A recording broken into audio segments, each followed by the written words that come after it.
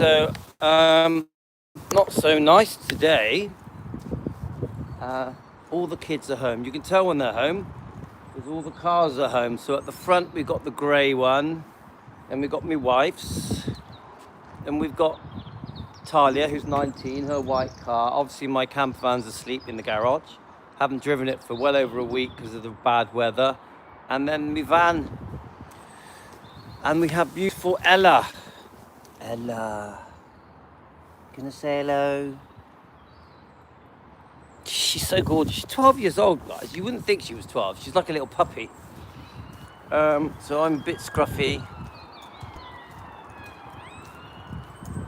Got my scruffy trainers, my scruffy coat, my grandad coat, my keep me warm hoodie on, and my silly hat on. So I'm not going to win any style medals today. So what's happened with the family? So Aurora's doing her coursework for her teaching degree that she's finishing this year. So she is a teacher. She's also like a coach at a gymnasium, but she's about to complete her last teacher training course. She's a sports teacher as well. She does normal teaching as well. She's been teaching for about 5 years, but more as an assistant. She will become a fully qualified teacher that has to work on her own. You know what I mean? Like the boss type teacher, head of the class, in September. So, but at the moment, she's actually, her training course that she's doing is actually full time. So it is 5 days a week. Plus she works on Saturdays in the gymnasium. She does a couple of nights at the gymnasium as well. She works a lot. She chooses to. I keep saying to her, you don't have to work all the hours that you do. But she wants to. She's not like me. I'm quite happy at home doing me Elvis channel, playing around with the cars, helping around the house, you know, picking up the kids, school runs, all that stuff, doing the cooking and shopping. I don't mind it. It doesn't bother me. I like being around the house. I'm a homeboy. Now, I wasn't a homeboy growing up. From the age of, I really wanted to be out mixing with people when I was 5, 6. Yeah. I've always been someone who loved making friends and going out. But once I started having kids, which really properly happened for me when I was around 36, when I met my wife, I completely changed. Didn't really want to go out, didn't want to go partying or clubbing. Me and my wife, we did carry on clubbing for the sort of first 5 or 6 years of our relationship, but eventually, I don't know, it just wore thin with me. So then my wife would go out with her friends. I would look after the kids, which I preferred. I still do. Like my wife went out the other night, had a brilliant time with her friends. She's got a very tight-knit group of friends that she's known her whole life, like many of us have, haven't we? Yeah? And I was happy to have the kids. I always say to my wife, go out, I'd rather have the kids. I always say that. I don't see the kids as a bind. I see them as, I just love being with them while they're young enough to love being with me. Like, you know, when they turn 11, so Yasmin's 9 and Tino's 5, I find when they go 11 to the big school, they don't want to hang out with mum and dad. They want to be on their phones, on their games, on their laptops, PCs, whatever you call it, gaming consoles. And then you become unimportant unless they need something, unless they want money. I'm not looking forward to that actually, because like Talia, I was really close to Talia. She's 19, yeah? We had a very, very close father-daughter relationship. But after 11, you lose that person. Obviously, you're there for them, you love them, they love you. But it's never the same. Never the same. You've lost the child, the friendship you once had with that child. You sort of lose it, which I don't like. Happened to all my kids. Gio is 15. He's heavily into football. Rio is 17. He works quite a lot and he's doing a training course. He'll be full-time soon. He's doing what do you call it again? An apprenticeship with a who's the company? Oh, it's like an atomic power station. Hinkley Point, that's it. Hinkley Point. He's going to be doing an apprenticeship with them. So he's sorted. But he also works in a gymnasium and he's a lifeguard at a swimming pool. So he likes working. Yeah, he's very interested in finance. Hi, Jean. So we're just having a walk before. So today at 1 o'clock we got to go to a football party for Tino. It's like a Christmas football party. I'll be honest, I don't really enjoy them. It's loads of mums. The kids are all running around playing. I feel a bit odd one out because I'm one of the few dads that are there. But because it's a Christmas party, I'm going to go. Show my face. It's probably 2 hours long. I'll keep my wife company while she ignores me and talks to all the mums.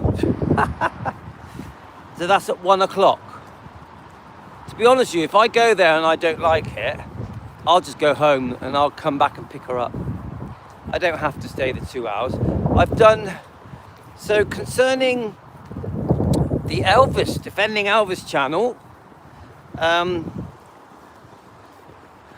you know what? I've been trying to bring Elvis Presley long lost footage back to life.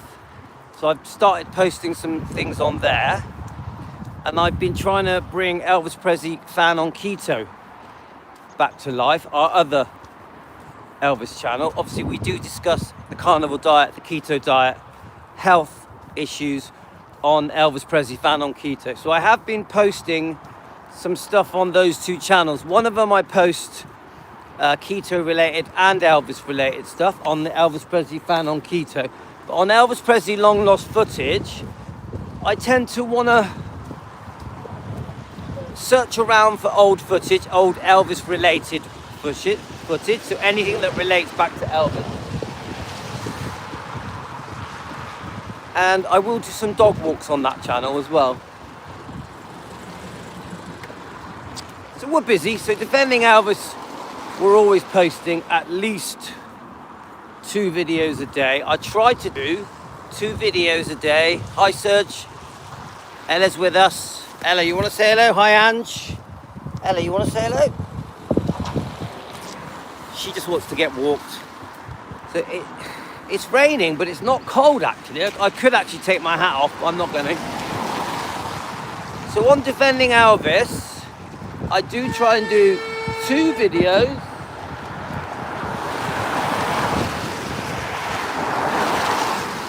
And 1 live a day.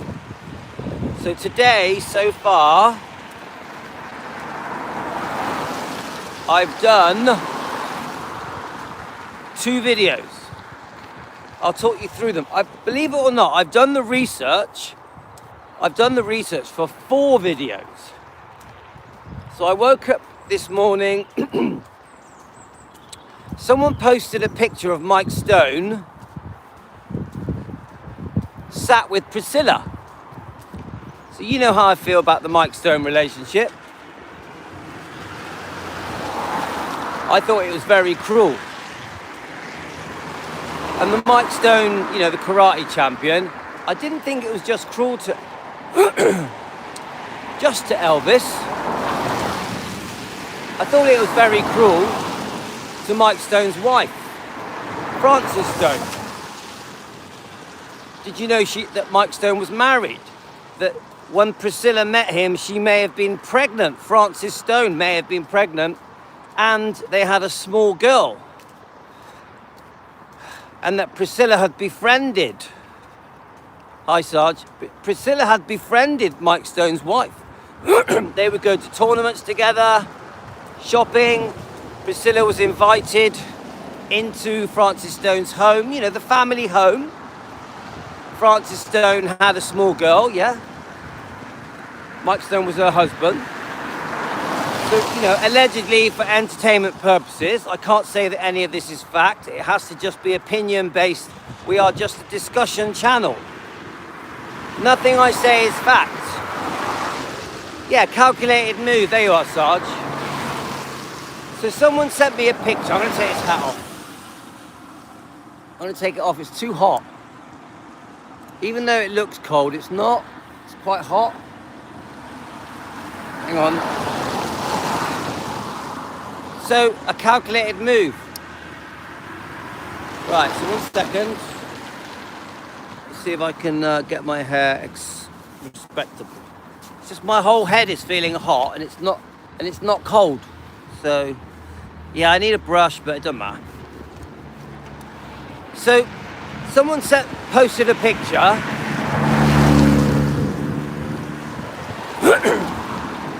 Someone posted a picture of Mike Stone sat with Priscilla, and their body language it's very clear that the body language is that they are a couple. Now, this picture was posted before the world knew that Priscilla and Elvis were living separate lives. So the press were following Priscilla around. You know, really, very embarrassing for Elvis, because these pictures were going into the tabloids all around the world. Many pictures and many news articles, and saying to the world, you know, Priscilla is very close with another man. At this point, they'd never caught her kissing. They'd seen them together, even with Lisa Marie. But at first, it was a rumor. Oh, Priscilla, what's going on with Elvis and Priscilla? Are they living separate lives? Sorry guys, my throat's still bad as usual.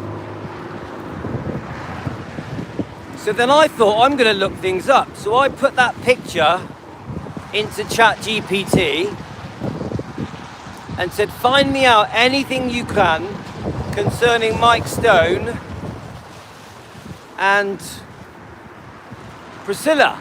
So very quickly, ChatGPT, which does help me, I find it very helpful. I will say this, ChatGPT does get its facts wrong. You are constantly correcting it. I don't live by ChatGPT. You can't, because it gets too many things wrong. Now remember, I have a certain way that I defend, yeah? I have strong opinions. Now ChatGPT won't have the same opinions as me. ChatGPT tries to be impartial. I'm not like that. I want my defending done from the point of view of defending Elvis. So I'm constantly correcting ChatGPT. Even ChatGPT believes, I'm on about how it gets its research. It believes what everyone else believes, that everything was Elvis's fault and Priscilla did nothing wrong. So what I've learnt with ChatGPT, you have to tell it to ignore the mainstream stuff that has been pushed around the world for the last 50 years, the lies, and you have to tell ChatGPT to research deeper. Like I told ChatGPT about the Child Bride book and Suzanne Finstad, the author of that book. 1 second, guys. Right, over here. Oh yeah. Just look. So we're looking at the clouds, yeah? Clouds are very cloudy, very grey. They look like they're gonna rain. So I'm there. I'm having an argument with ChatGPT. I'm saying to it, dig deeper. Look up Child Bride. There's an alternative story. It's possible that there was a plan from Priscilla and her mother to meet Elvis even before even before Priscilla was in Germany. I tell ChatGPT, Priscilla may not have been a sweet, innocent virgin. You get it? I tell ChatGPT, maybe Priscilla did not lose her virginity to Elvis on the night of the wedding. So as you start doing this with ChatGPT, it starts digging out.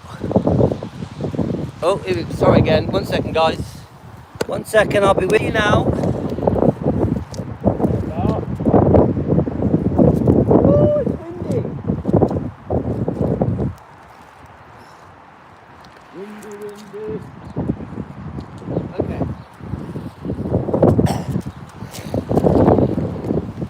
Sorry, guys. You were looking at the clouds again. So ChatGPT is very good because what it does, yeah, nice clouds. Hi, Luann.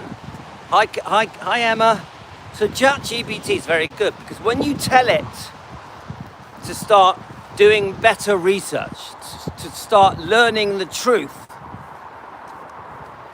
not the fake fairy tale that we've all been spoon-fed and conned into believing for the last 50 years because we're all gullible sometimes. The public have been so gullible concerning Elvis and the storyline, yeah? Hi, Mitchell. So we're just chatting about Mike Stiller and my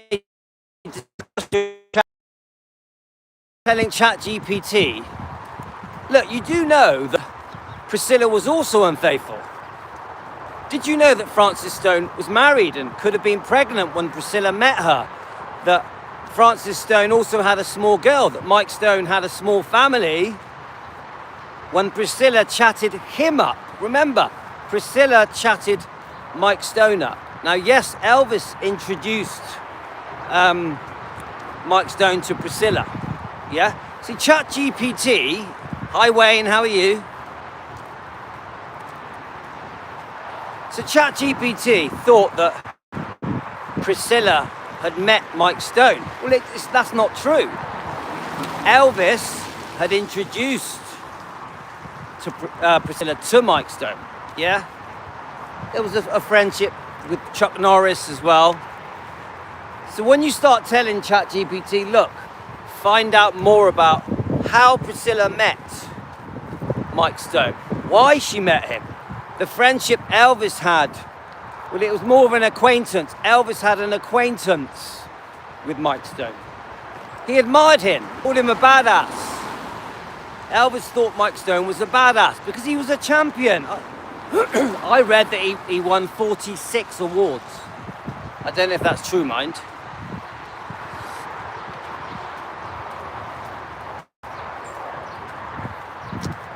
All right, you're telling me about Chuck Norris. I don't know anything about Chuck Norris's life. But I always liked James Coburn. He was into the karate as well, wasn't he? I'm definitely a Bruce Lee fan, massive Bruce Lee fan. Anyway, and I liked all the Bruce Lee films. But anyway, my point is that Elvis having this interest of karate, which I think started in the army years. A lot of people don't know that Elvis in the army years had got into his karate. People think it was later, but it wasn't. It was earlier. Yeah, we know Ed Parker boosted that whole karate interest. But Elvis always had a love of karate, didn't he? Yeah, I like Bill Wallace. So the picture comes up of Mike Stone. The press are following Priscilla around in around 1971, 72. The press know something's not right. They've picked up on the fact that Elvis and Priscilla are living separate lives. Now, the press kept releasing different pictures they were finding. They were catching Priscilla and Elvis out and about. Priscilla and Mike Stone out and about. I think eventually they find a picture of her kissing Mike Stone. Priscilla kisses him in public. I think that starts it all off. I think, I could be wrong. Now, Elvis is obviously embarrassed, humiliated, can't believe that she's doing so many things in public. So when they were officially living separate lives, Priscilla was out and about with Lisa, with Mike Stone, parading herself in public. Elvis was infuriated. Why does she have to be so public? Yes, it's obvious they're now living separately. Eventually they file for the divorce. So you sort of put yourself in Elvis's shoes. You sort of think, how cruel. Okay, they live separate lives. Priscilla has had a secret 1-year affair with Mike Stone and eventually decides to demand a divorce and live with Mike Stone, and takes Lisa Marie with her to live with a complete stranger, Mike Stone. Could you imagine how that felt for Lisa Marie? Could you imagine how that felt for Elvis? But why did she have to publicly be seen with Mike Stone? I think it was cruel. Of course, choosing Mike Stone alone was a cruel decision because Elvis admired him and was embarrassed in front of the karate world. Come on, he's a man. Back then in the 70s, it was a man's world, wasn't it? Yeah? So your ex-wife in public with her new boyfriend, a karate champion, do you know what I mean? It's not a good look, is it? It's not a good look. Yeah, many do say that she never did truly love Elvis. I actually think Elvis did love Priscilla, but it was a bit on and off because she was bloody unpredictable. So ChatGPT is giving me loads of information about Mike Stone and Priscilla. The bottom line is, she moved on 100%.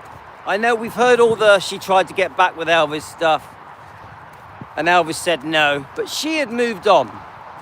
She ended up living with him for up to 4 years. I think it might have been a bit on and off, but Mike Stone and Priscilla had a different outlook on life. Priscilla liked fame, stardom, TV, movies, modeling, business, the glamorous Hollywood lifestyle, Californian lifestyle. Mike Stone didn't really like it. He didn't like it. He found them all very fake. So what I did do with ChatGPT, I thought I'm going to look at his book.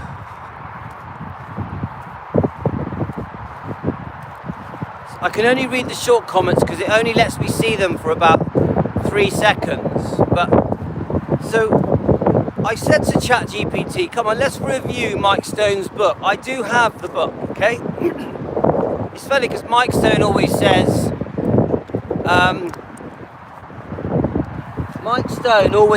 oh, I've never made money off Elvis, But he has, yeah. Anyway, this particular book, which is quite recent, that's true, Mitchell. No one would know who any of these people were if it wasn't for Elvis. But the book, Mike Stone's book, then he titles it something like My Life with Priscilla and Lisa Marie. You know, Mike Stone likes to boast that him and Lisa Marie were close. I don't think so. But he says it.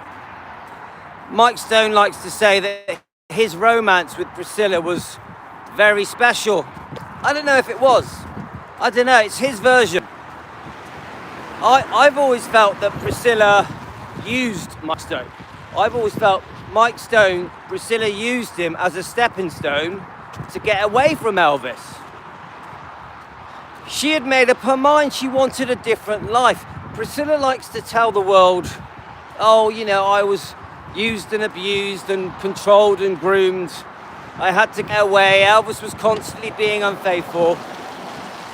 Never admits that she was unfaithful. Yeah, she's admitted it in the past. She may sort of briefly mention it in her new book, very briefly. But Priscilla tries to act like she's the victim and she's done nothing wrong. She takes no responsibility for her wrongdoing. Basically never apologized for how she treated Elvis and Lisa Marie. And in fact, any mistakes Priscilla has ever made, I've never heard her apologize, ever. Not even once. So the point I'm trying to say, guys, is that Priscilla, when she discusses Mike Stone, it's all, oh, but look what I was going through. Look what I was going through. You know, look what Elvis put me through. No proper admission of her wrongdoing. You know, I know she admits it in the book, Elvis and Me, on page 262, which is pretty shocking, because she says whilst living with Elvis, she would be dreaming about Steve Peck, the dance instructor. Everything I say is alleged for entertainment purposes. This whole show is not a fact. It's just an opinion sharing discussion YouTube channel. Please know that. Not factual. That's my disclaimer. So, Priscilla likes to blame everything on Elvis as if she did nothing wrong. We all know that she was secretly bonking Mike Stone and she used him. Come on, let's be honest. She used him, and when she'd had enough, she spat him out. The way that Mike Stone treated his own family, Francis Stone, is horrendous. Horrendous. As he says, we're all human. Humans make mistakes. Mike Stone likes to preach the law of attraction and karma and all that kind of stuff, and nobody owns anyone. This is Mike Stone's excuse. We're human beings. We don't own each other.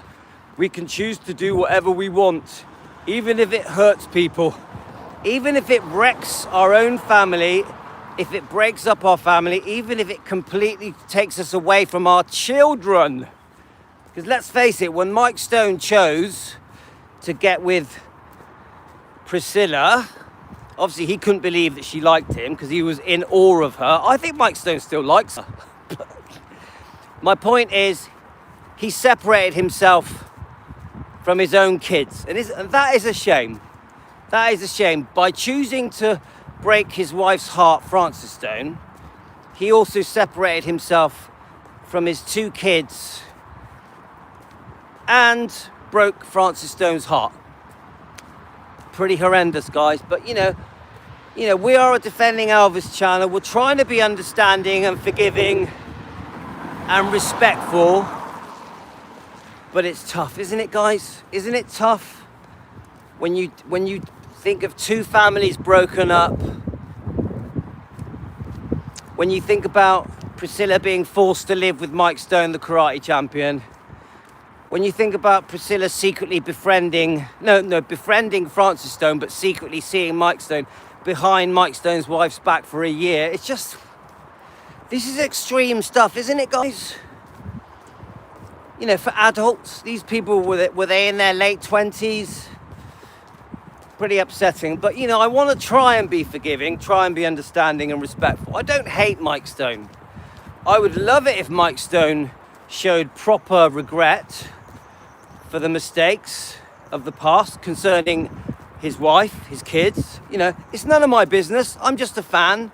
The reason I make it my business is because I'm an Elvis fan and I run a Defending Elvis channel. So I want to sort of show what Elvis had to go through. What Elvis had to go through. Isn't that why we're all here? We feel that Elvis has been unfairly treated. But at the same time, I don't want to whitewash Elvis. I completely understand that Elvis made mistakes, was a human, was unfaithful, you know, had a temper, was away a lot, you know. I want to give a balanced view of everything that happened, yeah? Many of you won't like this, but Priscilla had her struggles as well. So we have to try and give a balanced view. Now, unfortunately for Priscilla, I have strong feelings about her behavior concerning many, many things. Not just unfaithfulness, but how Elvis has been portrayed as if everything was his fault and if she did nothing wrong and she is a victim. I don't like that. So then let's just briefly mention this interview. So you've got this is Sarah Ferguson. You've got this Sarah Ferguson, yeah? She does this interview. It's only a 7-minute interview. I wonder if it's longer than that. Do any of you know if it's longer than 7 minutes? But Sarah Ferguson, I think, is known. I think she's in Australia with a channel called, is it ABC? I think it's ABC in Australia, I think. You tell me, isn't it a morning show? I'm not sure. But in that 7 minutes, she does ask some questions. She touches on things like Scientology. All right, yeah, so you think it is 7 minutes. My guess is that it's longer, because 7 minutes is very short for an interview, isn't it? Anyway, here's my point. Sarah Ferguson does ask a couple of awkward questions. Priscilla looks almost scared. She looks feared, like she's in fear, yeah? She's almost trembling. You can see the look on her face, her body language, the look in her eyes, the way her mouth is shaped. She wants out of there. It's like, you know, we in England we got a program called "I'm a Celebrity, Get Me Out of Here." Well, that interview was "I'm a Celebrity, Get Me Out of Here." Yeah, it was obviously Sarah Ferguson's interview. "I'm Priscilla Presley, get me out of here." It really was like that. So she clicks her fingers. Priscilla clicks her fingers. And she looks, she's staring at someone, probably her assistant, yeah, to do something. So she clicks her fingers. Sarah Ferguson carries on asking the questions. Gene, it's a very short video. Only 7 minutes long. Only a small part of it. Yeah, shifty eyes, that's it. Priscilla has very shifty eyes in that interview. But she's staring over, she keeps looking over. Help me, help me. The look on her face, help me, help me. She clicks her fingers, she doesn't get heard. So Sarah Ferguson grabs her opportunity to ask these questions. There was one about Scientology, there was a couple of other questions. The assistant is obviously not listening. She definitely, yeah, hi Deborah, she definitely looked very, very uncomfortable. It was definitely a side smile, wasn't it, Sarge?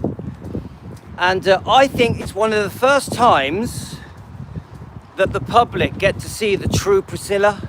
Because normally Priscilla is all smiley and giggly and laughing and having fun, and the interviewers are normally only asking the questions that have been pre-agreed, pre-arranged, in my opinion.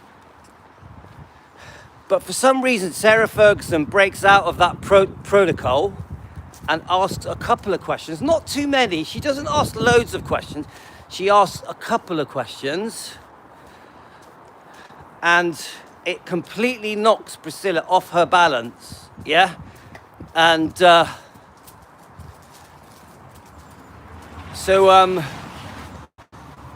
I think for the public around the world, this clip has gone around YouTube, it's pretty viral, yeah? Suddenly we see the real Priscilla, that if you question her, if you knock her off her mantle, if you ask questions that she finds uncomfortable, awkward, if you dig for the truth, you get a different Priscilla. You don't get a smiley, friendly, happy-go-lucky Priscilla. You get a stern look. I can imagine her assistant was in a lot of trouble. Would you guys say that Priscilla's assistant was in a lot of trouble? I agree, Mitchell. You could see right through her. Thanks for joining us, Mitchell, because I know you're quite new to our channel, Defending Elvis. We do daily dog walks with Ella.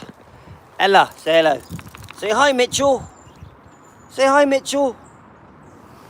And, oops, 1 second, guys.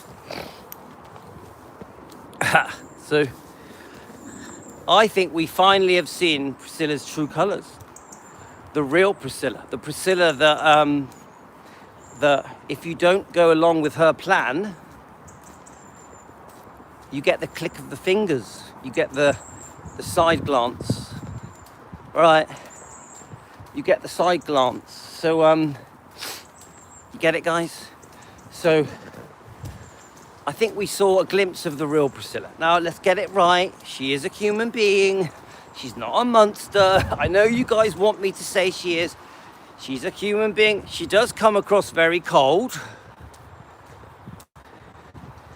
She does come across cold. She doesn't have that lovely, caring, soft-centered heart that Elvis had. Yeah, Elvis could never be like Priscilla. He doesn't have it in him to be like Priscilla. He just was naturally born kind, born lovely. Yeah, Sarge, we need to see some more interviews where the journalists, the interviewers, are asking the tough questions.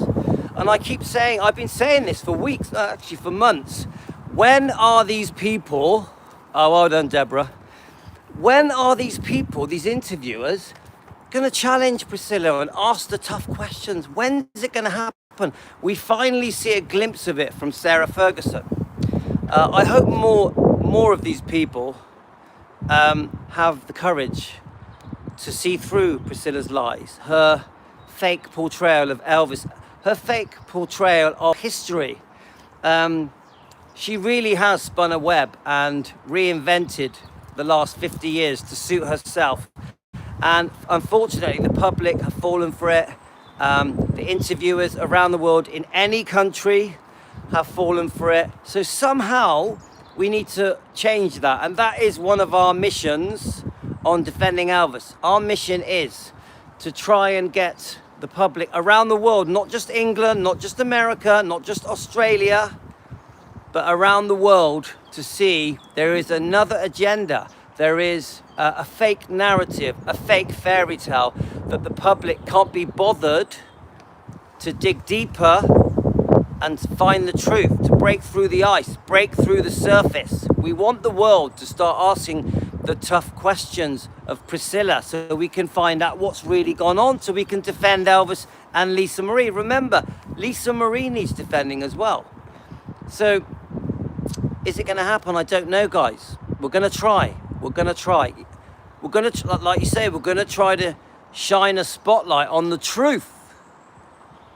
This isn't about hating people. This isn't about arguing with people. We want to do it respectfully. We want to do it in a professional way where we're taken seriously. We want to be credible in what we do, which is why we're so happy that we have Donna Presley with us, Ginger Oldham, people like that, people that can give us credibility. So we're going to keep pushing, guys. Never about hate. Never about hate. We will always do it respectfully. No name calling. But these are real things that have really happened. Yeah.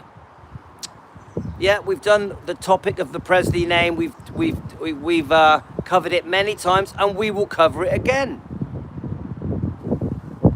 Hi, Charmaine. How are you? So yeah, there's stuff coming out now, guys, that we're going to review and critique and look into. And we also had a very tough show this morning. Donna Presley describing the day of Elvis's funeral, when the coffin was shown at Gracelands to the public, when Vernon made that decision. Very heartfelt. Donna Presley struggled to get through that. She was, I would say, in tears, holding back all the way through that show.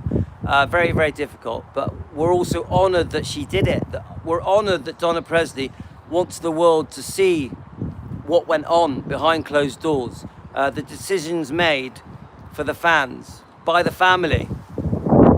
So we did that.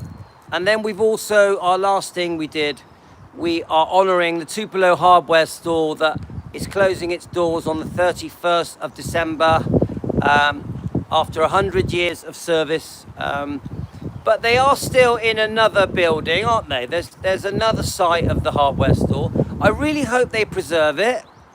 I really hope that they preserve that store, yeah, the Tupelo store. I really,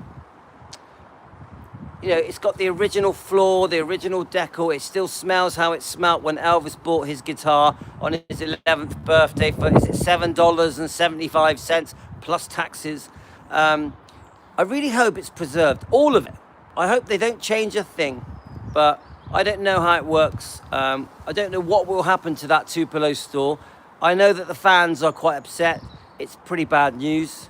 So it will be sad to see if it ever does fully close down. I hope it doesn't.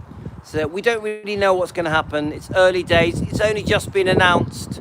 So we're going to find out pretty soon. Okay, guys, I'm off to, there's a couple of things today.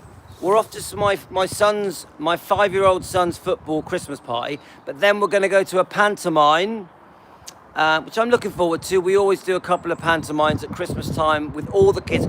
All of my kids are coming, even the teenagers, and the guy off Pop Idols, Gareth Gates from the UK. Gareth Gates is one of the stars in the pantomime, so I'm looking forward to that. We'll have some popcorn and have a bit of a Christmas evening. I think we're not going until about 6 p.m. So I may be able to do one more show, maybe, but we are going to go to the Christmas football party of Tino, who is 5, first. So thanks, guys, for joining me, and please note everything we say on this show is for entertainment purposes, not a fact, just opinion sharing discussion YouTube channel. Take care, guys. Thanks everyone for